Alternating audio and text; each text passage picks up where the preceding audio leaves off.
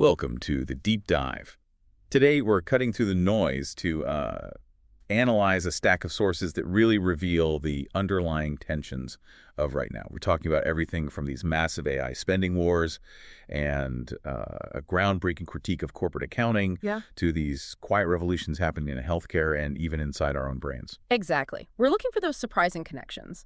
Our sources today, they really paint a picture of technological speed just, colliding head-on with established economic and social structures. Right. We'll get into why a famous short seller is forcing Nvidia's hand on depreciation and why science suggests you might actually still be a teenager well into your 30s. Okay, let's unpack this immediately. We have to start with the market and with the source of all that compute power and the man who seems determined to bring the party to a halt, Michael Burry. He fired another salvo at Nvidia this week. Yeah. Our first post is from @MichaelJalbury, who styles himself as Cassandra Unchained. He writes, "The NVDA memo to its Wall Street sell-side analysis cited me as the first source. I attached the front page of the memo here. Also, part of my response addressing the depreciation issue." So the crucial thing here is that Burry hasn't just doubled down on his bearish thesis.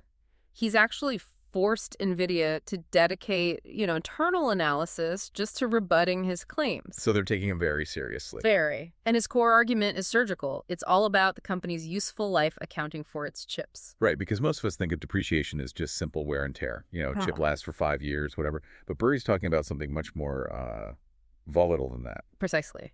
He's arguing that under GAAP, that's generally accepted accounting principles, you have to account for economic productivity, not just how long the thing physically lasts. The pace of innovation in AI hardware is just so relentless. So when a new Blackwell chip is, say, 25 times more efficient than an H100, that older chip doesn't just lose value. It becomes a liability. Yes. It becomes an incredibly expensive energy consumer delivering, worse returns. It's an energy hog. So his point is, even if an A100 physically works for 5 years, its economic life might only be 2 years before it's just too costly and inefficient to run competitively. That's the entire foundation of the dispute. And if Nvidia isn't depreciating those assets fast enough, their stated profits are just plain overstated. And by pushing for faster depreciation, accelerated obsolescence, basically, he's dismantling Nvidia's whole defense. Yeah. He's using an accounting principle to argue that the high-speed AI race isn't just a tech challenge, it's a fundamental financial vulnerability for the hardware makers. And that's a powerful insight that changes how you should value these assets. That structural pressure is definitely reflected in the costs required just to stay in the AI race. If hardware is obsolete that quickly, someone has to pay. Yeah. And right now, that seems to be OpenAI. Here's a pretty startling post from @Polymarket. Just in. Report shows OpenAI needs to raise at least $207 billion by 2030 to stay in business, but they will still be losing money if they do so. Number, $207 billion. That's just the minimum capital they need to keep the lights on and chase their goals through 2030. Just the minimum. But the real shocker, which is in the HSBC report this is based on, is the operational cost. They're projecting something like $620 billion yearly in data center costs alone by the end of the decade. Wait, hold on. If they raise $207 billion, but they're projected to burn $620 billion a year, how does that math even begin to work? It doesn't. Not yet, anyway. It completely reframes OpenAI. They aren't a software company in the way we usually think of it. They're an infrastructure play? Fundamentally, they are locked in an arms race with Google and Meta, and it requires these astronomical front-loaded investments in compute that their current monetization strategies just can't keep up with. So that $207 billion is just the price of admission. It's the entrance fee to stay competitive, yeah. It forces them to rely almost entirely on continuous, massive fundraising rounds. The investment required is just outstripping their ability to make money off the product right now.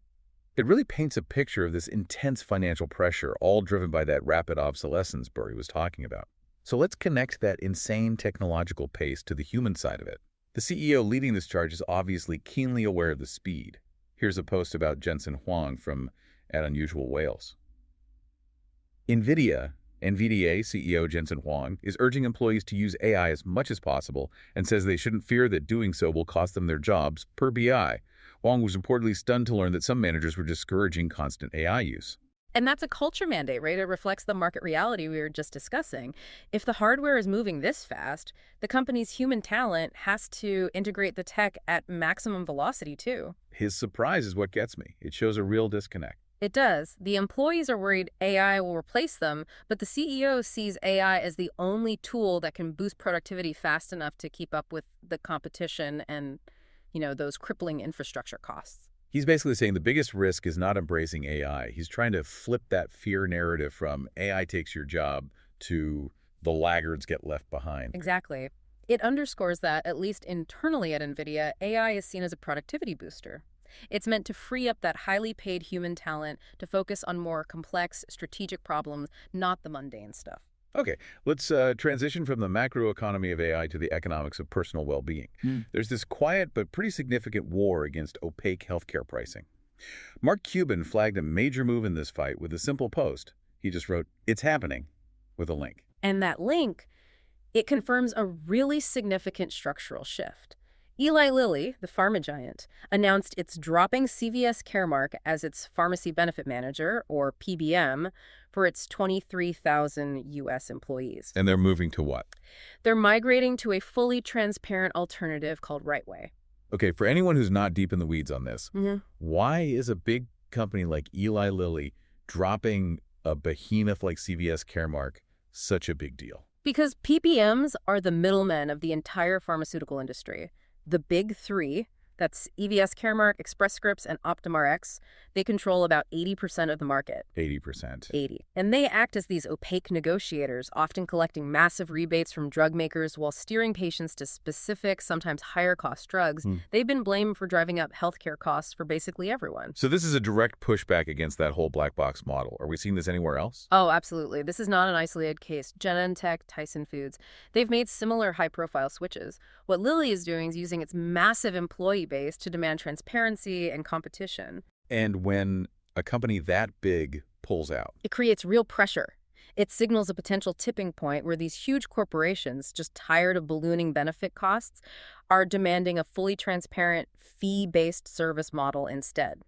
That is a structural change with real impact. Okay, shifting from healthcare to national policy and environmental access. We saw a policy change aimed at resource strain in a different area. Our national parks at Oilfield Durando posted with high praise, outstanding. Anybody that's been to a major national park recently knows why this is necessary. Yeah, this post is referring to the new National Park Service policy. It's effective January 2026, and it introduces a pretty hefty $100 per person entry fee specifically for non-U.S. residents. And this is just for the most popular parks. Right. At 11 of the most heavily trafficked ones, so think Yellowstone, Yosemite, the Grand Canyon. That's a significant barrier. Yeah. Is the goal just to raise money, or is it really about controlling the crowds? It's both, but the emphasis is definitely on capacity control and conservation. Overcrowding has been a huge issue, leading to infrastructure strain and even wildlife harassment. Right. And while international visitors are only like 3 to 5% of the total, they often concentrate really heavily during peak seasons. The policy also explicitly excludes non-residents from the fee-free days that Americans get. And what about the revenue? It's projected to raise between $50 and $100 million a year, which is all supposed to be ring-fenced for critical maintenance and upgrades. So they're using price to manage the environmental load while also funding the park's upkeep. It's asking the group that adds to the most concentrated congestion to help pay for the repairs. From the environment to the inner workings of the human body, let's talk about age. If you feel like your life is just getting started, well, science might finally be backing you up. At PopCrave posted about a study that sort of redefines adulthood.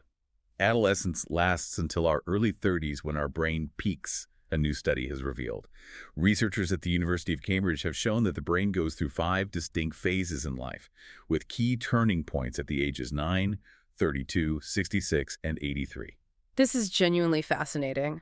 It uses a ton of data, like 4,000 brain scans, to challenge that long-held belief that we hit full cognitive maturity in our early or mid-20s. The Cambridge research pinpoints age 32 as the moment of peak network integration. Peak network integration. Okay, what does that actually mean for the average person listening? It means that's when your brain's connectivity is at its most sophisticated and efficient. It's the highest point of optimization before the network sort of stabilizes into what we think of as a full adulthood. Uh, It gives scientific validation to the cultural shift we've already been seeing, delayed milestones, later career starts, putting off family planning. It suggests the brain is literally still in a major development phase until you hit 32. So all those jokes in the replies about people under 32 being legally justified in their questionable decisions, Yeah. there's actually a neurological basis for it. Kind of, yeah. It confirms that the transition from, let's say, adolescent decision-making to mature, integrated thinking just takes a lot longer than we culturally assumed. That idea of continuous late-stage development transitions perfectly into our next segment on modern life hacks and viral culture. And we have a public service announcement that's going viral that could save a lot of Thanksgiving movie nights. It's about your parents' TV settings. Hacking LZ provides the essential cheat sheet. For those going home to visit family this weekend, Samsung calls it Auto Motion Plus, LG calls it True Motion, Sony calls it Motion Flow, and so on. The dreaded soap opera effect, the enemy of all cinema. It is. These settings, they use frame interpolation to artificially add frames to a movie, and it smooths the motion out so much that these big-budget films end up looking like, your local TV news. It's cheap, it's hyper-real, it's just unsettling. It breaks the whole cinematic effect the director was going for. And it's the default setting on almost every major TV because it looks good for fast-paced sports, but for film, it's a disaster. A real disaster. So the ultimate hack, which was all over the replies, is to look for filmmaker mode on modern smart TVs. It's a setting that directors championed, and with one click, it disables all that motion, smoothing, and post-processing. If you can save one relative from watching Dune look like a daytime soap, you've done your part this year. For sure. Okay, now for a post that hits a much more sensitive and complex financial nerve. It's a warning about transparency within families, posted by @CocoLeelson. Please don't share your payslip with your parents, and it links to a screenshot of a parent asking for a car. This post went viral immediately because it just taps into this pervasive tension, this clash between financial autonomy and a modern career, and the powerful cultural expectation of filial duty. Especially in many African diaspora communities. Exactly. The screenshot of the parent immediately asking for something huge like a car right after seeing the salary. It's just so relatable, but also really painful for a lot of people. The expectation is that your financial success immediately means you support the wider family, often at the expense of your own ability to save or invest for your future. That's it, exactly. And the context here is backed up by some pretty sobering stats. Studies show that up to 40% of young adults in sub-Saharan Africa send over 20% of their income home. And while it's driven by love and duty, that level of financial pressure just severely compromises your personal savings, retirement, independence. The post going viral is like this shared, painful warning to protect your financial boundaries. Moving from personal finance boundaries to global geopolitical boundaries, let's look at who's filling the void left by Western travelers in Asia. Ed Lavelsio posted a really interesting observation from China. We barely see any tourists at all. The tourists in our hotel are domestic or international Chinese. The rest is seashore Russians. Everywhere I look, actually, is Russians. Even Beijing's new airport, at some points, has signs in Chinese, English, and Russian. I didn't expect this. This is a perfect real-time snapshot of China's geopolitical pivot and its post-COVID tourism strategy. There's a new September 2025 visa-free policy for Russian citizens, and since that was announced, China's seen a massive 40% surge in arrivals. Wow. They're expecting over 2 million Russian visitors this year. So the lack of Western tourism is being intentionally filled by courting BRICS partners. Exactly.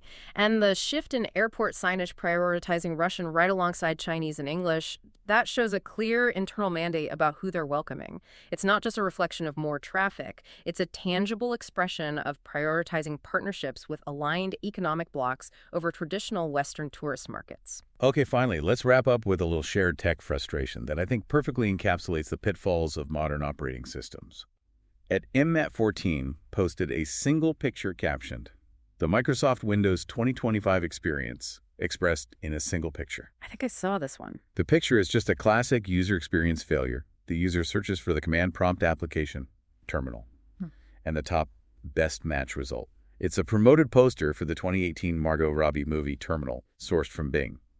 You have to scroll past the ad to find the actual app on your computer. It's the constant fight against Microsoft's web-first search logic. The system is designed to prioritize, discovery and monetization through search results, even when your intent is unambiguously to just launch a native app. It's a micro frustration that just sums up that struggle for productivity when the operating system seems more focused on serving you web content than your immediate need. And it speaks to a broader theme we've touched on today, right? The tension between speed and efficiency. Whether that's in chip depreciation, healthcare pricing, or just trying to open an application. Which leads us perfectly to one last, really crucial insight for anyone building an audience, especially in content like this deep dive. @Dworkus posted a high-salary job ad that had this golden nugget of content philosophy in it. He said, "Hiring a writer for the podcast. Fundamentally, I'm looking for a clear thinker who has great taste. 100 and 225K, full-time, open to remote.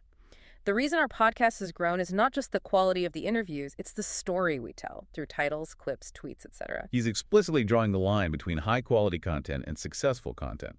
That salary range, up to $225,000, shows just how valuable it is to be able to frame complex, niche topics like AI scaling laws into compelling, must-listen narratives. Exactly. It confirms that in a world just drowning in data, success doesn't come from having the best facts, but from having the clearest argument and the most engaging story. The job isn't just summarizing an expert, it's translating dense knowledge into a story that hooks you and resonates. And that storytelling mandate is the vibe we aim for every time. Absolutely. So, to summarize the sources we unpacked today, we found that the financial engine of AI is fueled by massive infrastructure debt.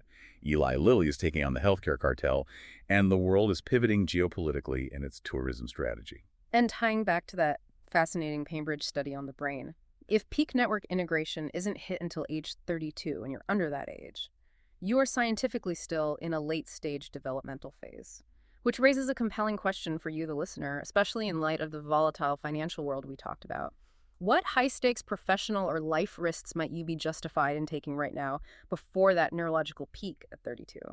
Knowing that the speed of the world demands radical engagement while your brain is still in its maximum state of adaptive growth. Something to mull over as you integrate today's knowledge. Thank you for joining us for this deep dive into the source material. We'll catch you next time.